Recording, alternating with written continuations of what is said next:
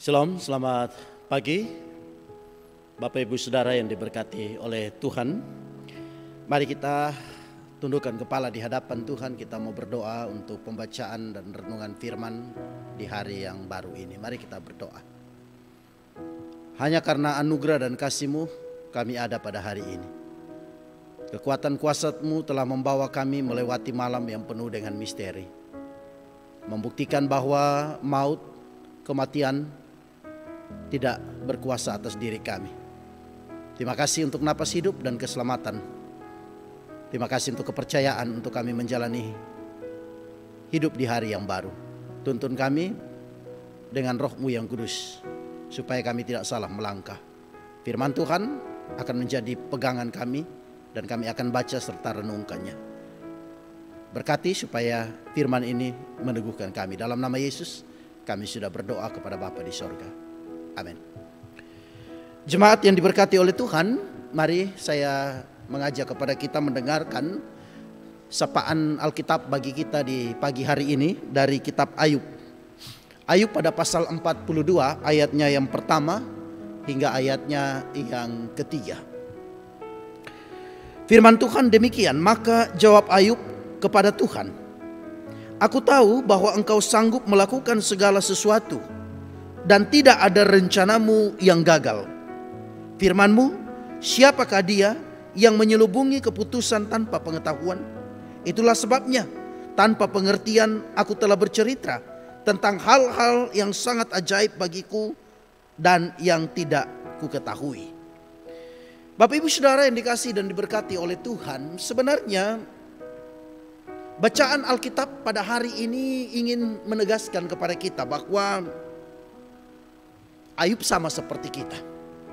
Ayub bukan manusia hebat, manusia super. Ketika Ayub menghadapi kesulitan, Ayub pernah bertanya kepada Tuhan.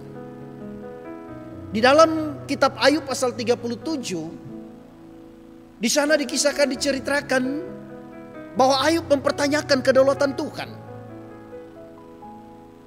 Ayub bertanya mengapa penderitaan itu terjadi pada dia.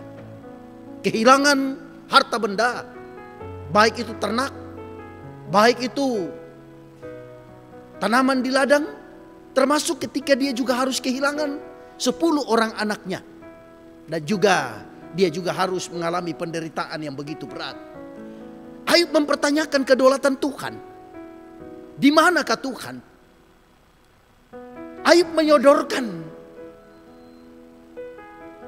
sebuah penjelasan bahwa dibandingkan dengan manusia lain yang hidup pada zaman itu, Ayub mengatakan bahwa dia taat kepada Tuhan.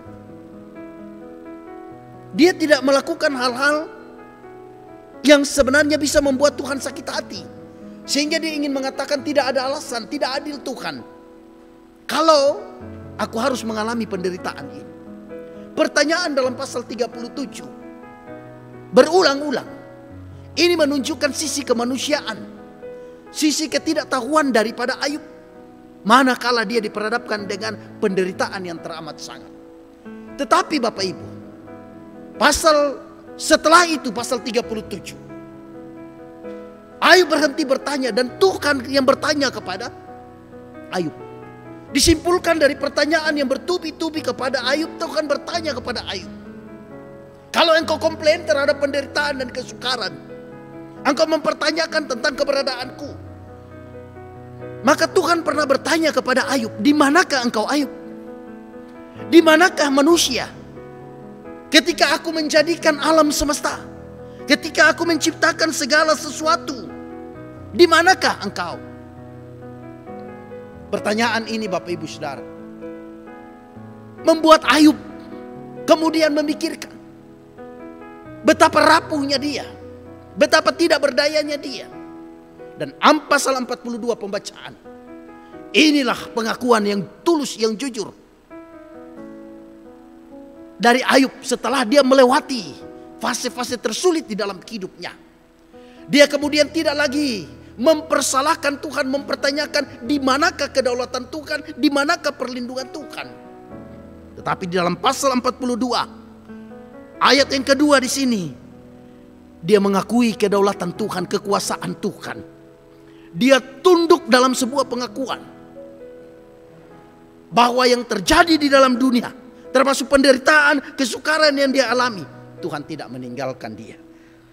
Perbuatan-perbuatan ajaib menyertai kehidupan daripada Ayub. Ini pertobatan daripada Ayub. Bapak Ibu Saudara, hal yang sama Tuhan izinkan juga terjadi dalam kehidupan kita pada masa yang lampau, pada masa sekarang ini, dan mungkin juga di masa-masa yang akan datang.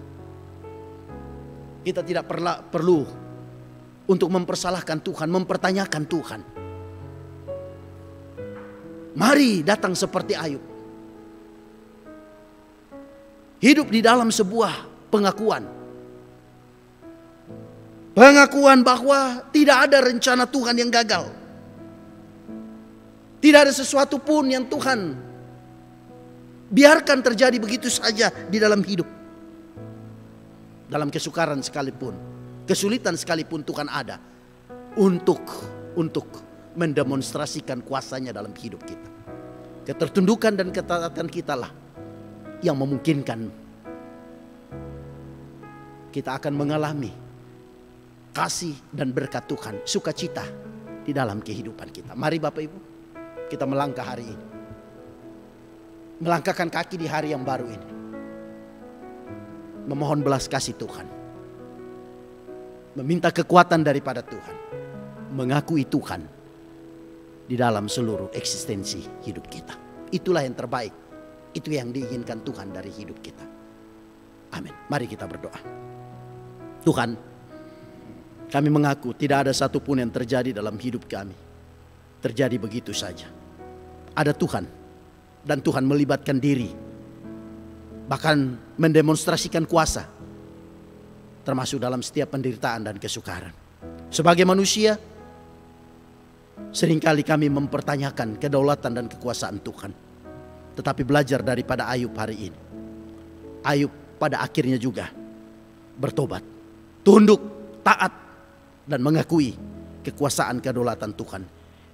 Dia mau membiarkan perjalanan hidupnya dipimpin dan dituntun oleh Tuhan. Dan pada akhirnya Ayub dicatat sebagai orang yang saleh, yang takut Tuhan, yang tidak lagi memberontak kepada Tuhan. Terima kasih Bapa, kuatkan dan teguhkanlah kami, supaya kami terus dan selalu mau mengakui kedaulatan Tuhan dalam kehidupan kami. Ini doa kami, berkati jemaat-Mu, kuatkan dan teguhkan mereka. Beri pengharapan yang kuat. Dan kami percaya Engkau mau menyertai dan memberkati kami. Dalam nama Tuhan Yesus kami sudah berdoa dan bersyukur kepada Bapa di sorga. Amin.